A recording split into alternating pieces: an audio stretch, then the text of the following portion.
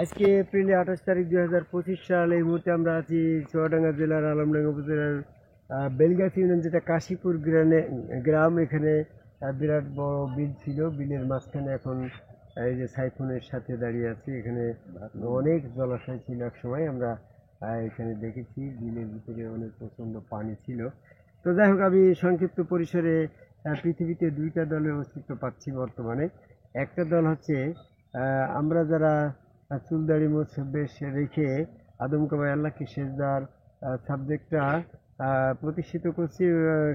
সম্মুখ গুরু রসুল, যার যার গুরু তার রসুল, এই ধারাটা প্রতিষ্ঠিত করা হচ্ছে কোনো মামুন। হ্যাঁ, তোমার সম্মুখ আগে আছো। হ্যাঁ, তো তোমরা সব বেশধারী মানুষ। তো আমরা এই রসুল সুরতের বিরুদ্ধে, আদমকাবাই সেজদার বিরুদ্ধে, সম্মুখ গুরু রসুল এই মতবাদের, এই দর্শনের, এই ফিলোসফির বিরুদ্ধে যারা বর্তমানে অবস্থান করছে, এরা একটা দল। বর্তমানে যারা টুপি পাগড়ি জুব্বা মসজিদে এরকমভাবে 5 ওয়াক্ত জুমা জমাদ্দার আজানার এর সাথে সালাতে সালাত দাওয়াতের সাথে আদায় করাটাকে জান্নাতের ফয়সালা দিচ্ছে, জান্নাতের পাওয়ার আশায় তারা এমনটা করছে। এরা ইমাম সাহেবের অনুসরণ করে। ইমাম সাহেব রসুল্লাহ তার এই ইমামতির আনুগত্য করে, তার আনুগত্য করে।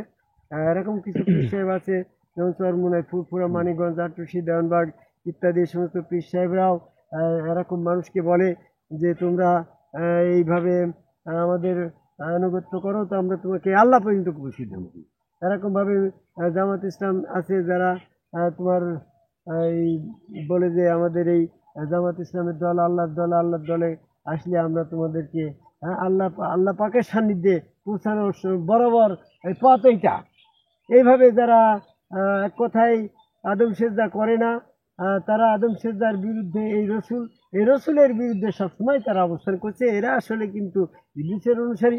আমি কয়েকটা দিয়ে এদেরকে ইবলিসের অনুসারী বলে প্রমাণ করতে চাচ্ছি। হাসরের দিন ইবলিসের দলভুক্ত যারা ছিল বর্তমানে, পরবর্তীতে যখন তাদেরকে আদমকাবাই সেজদা করতে বলা হবে, তখন তারা আদম সেজদার করতে না পেরে নিজেদের ভিতরে তখন বিতর্ক তৈরি করবে।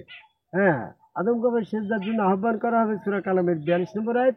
এবং ইবলিসের দলে যারা আদম সেজদার বিরোধী, বর্তমান জামাত ইসলাম, চরমুনা, ফুরফুরা, মানিকগঞ্জ, আটরশি, দেওয়ানবাগ, হিজবুত তাহির, কাদিয়ানি, যারা আদম সেজদার বিরোধী, বর্তমান 5 ওয়াক্ত জুমা জামাতধারী একটা দল আছে না, এই ইবলিসের দলরা তখন এদের ভিতরে বিতর্ক তৈরি করবে। মাসুম বিতর্ক করে বলবে যে হ্যাঁ, এই তোমরা তো বলছো যে তোমাদের কাছে বায়াত হলে বা তোমাদের তরিকায় গেলে, আটরশি গেলে, চরমুনে গেলে আমরা আল্লাহ পাবো, আল্লাহ পর্যন্ত পৌঁছে দিবা। হ্যাঁ, এই জন্য তো তোমরা আজ তোমাদের পথে ছিলাম। এরা যে একটা সেরেকের পথে ছিল, আল্লাহ পাকের বিপরীত, রসুলের বিপরীত পথ ছিল। যেহেতু তারা রসুল নয়, পীর সাহেব, তাহলে পীর সাহেবের আনুগত্য করলে ওই আনুগত্য আল্লাহর কাছে যাবে, এমন কোনো আয়াত করে নেই। বরং এরকম ভাবে সূরা জুমার 3 নম্বর আয়াতে বলছে, তারা আল্লাহকে পরিত্যাগ করে যারা এরকম বলে ওরা আমাকে আল্লাহ পর্যন্ত পৌঁছে দেবে, তাই আমরা তাদের কাছে বায়াত হয়ে তাদের আনুগত্য অনুসরণ করি। সূরা জুমার 3 নম্বর আয়াতের পরিপন্থী হচ্ছে এই ধরনের বুঝ যাদের ভিতরে আছে গো মাসুম। আরেকটা আয়াত আমি খুঁজে পেলাম। ইবলিসের দলদের যখন এরকম শাস্তির দিকে আহ্বান করা হবে, দোজখের দিকে নিয়ে যাওয়া হবে, তখন তাদের ভিতরে বিতর্ক হয়ে যায়। তারা বলবে যে তোমরাই তো আমাদেরকে এরকম ভাবে বিপদগামী করছিলে, বিভ্রান্ত করছিলে। আমরা তোমরা বলতে যে আমাদের দলে আসলে আল্লাহর দলে যাবে। আমরা তোমাদেরকে আল্লাহর বরাবর ভাবছিলাম। জামাত ইসলামের নেতা এরকম ইমাম সাহেব, মসজিদের ইমাম সাহেব, তাদেরকে এই বরাবর দাঁড় করিয়ে তাদের পিছনে সালাত আদায় করছি। যে তোমরা আজকে আমাদেরকে বিভ্রান্ত তৈরি করেছো। হে প্রভু, আমরা ভুল পথে ছিলাম, আমাদেরকে পুনরায় আগের জায়গায় নাও, আমরা রসুলের আনুগত্য করে মুমিন হব। জয় গুরু। হ্যাঁ, এমনটি ভাবে যখন তারা বলবে, আল্লাহ বলবে যে না, এই বিষয়টা আমি দেখছি সূরা 26 নম্বর সূরা শুআরার 95 নম্বর আয়াতের থেকে 100 নম্বর আয়াত পর্যন্ত এইটার বিষয়টা এমনটি ভাবে বলা রয়েছে।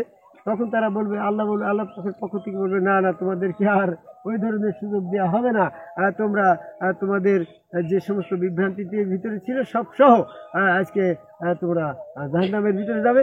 তো যাই হোক, আমি বর্তমান প্রজন্মের মানুষের কাছে বলতে চাচ্ছি, আমরা যার যার গুরুত্ব তার রসুলের বিপরীত পথে যারা আছে বর্তমান আদম সেজদার বিরুদ্ধে, তারাই হচ্ছে কাফের শয়তানের দল পরিত্যাগ করেন। যেমন আবু জেহেল মোহাম্মদ সাল্লাল্লাহু আলাইহি ওয়াসাল্লামের বিরুদ্ধে করছে, প্রতি ক্ষেত্রেই দেখা যাচ্ছে যে আদম সেজদার বিরুদ্ধে যারা অবস্থান করছে, তারা ফিরাউন, তারা এরকমভাবে নমরুদ, আবু জেহেল, এরকমভাবে আরও যারা আছে বর্তমানে মিজানুর রহমান আজহারি, এরকমভাবে মামুনুল হক, এরা সব আদম সেজদার বিরোধী। ওই আবু জেহেলের অনুসারী, এজিদের অনুসারী, এদের দল পরিত্যাগ করে আদমকে সেজদা করার এই পথে এসে ইবলিসের দল থেকে বেরিয়ে আসবেন। না হলে সেদিন আপনার যাদেরকে আজকে মনে করছেন সত্য পথ, এরা আল্লাহ বরাবর আল্লাহ কাছে পৌঁছে দেবে। আসলে ওরা রসুলের বিরুদ্ধে যখন আছে, ওরা নিশ্চয়ই শয়তান। তো যখন রসুলের আনুগত্য করা হবে, ওই আনুগত্য কিন্তু শিরক হচ্ছে না, কারণ রসুলের আনুগত্য আল্লাহর কাছে পৌঁছে যাচ্ছে। রসুলের অনুসরণ কিন্তু শিরক হচ্ছে না, ওটা আল্লাহর মহব্বতে হচ্ছে। রসুলের কাছে বায়াত গ্রহণ করা, সেজদা ভক্তি করা, ওটা শিরক হচ্ছে না। রসুলের কাছে বায়াত গ্রহণ করলে ওটা আল্লাহর কাছে হচ্ছে। রসুল হচ্ছে আল্লাহ পাকের সেজদার ঠিকানা। তাই আল্লাহ নিজে স্বয়ং ফেরেশতাদের দিয়ে আদম যে সেজদার যোগ্য প্রতিনিধি ছিল, এটা প্রমাণ করলো যে ফেরেশতাদের দিয়ে সেজদা করাই নিল হুকুম দিয়ে, জয় গুরু। আর ইবলিস সেজদা না করে কাফের হয়ে গেল। তাহলে বর্তমানে পথভ্রষ্ট দল হচ্ছে আদম কবর সেজদা না করার দল, আর আদম কবর সেজদার করার দলটাই সঠিক দল। আপনি আপনার নিজের জায়গায় দাঁড়িয়ে দেখেন, আপনি যদি যে দলে আছেন ওই দলের ভিতরে আদম কবর আল্লাহকে সেজদার দলে আছেন, তাহলে মানে আপনি ফেরেশতার দলে আছেন, নবীর দলে আছেন, আল্লাহর দলভুক্ত আছেন। আর আদম কবর সেজদার বিরুদ্ধে আছেন, তাহলে জানবেন যে আপনি ইবলিসের দলে আছেন, কারণ ইবলিসও তো ওই সেজদা না করার কারণেই কাফের গো। জয়গুরু।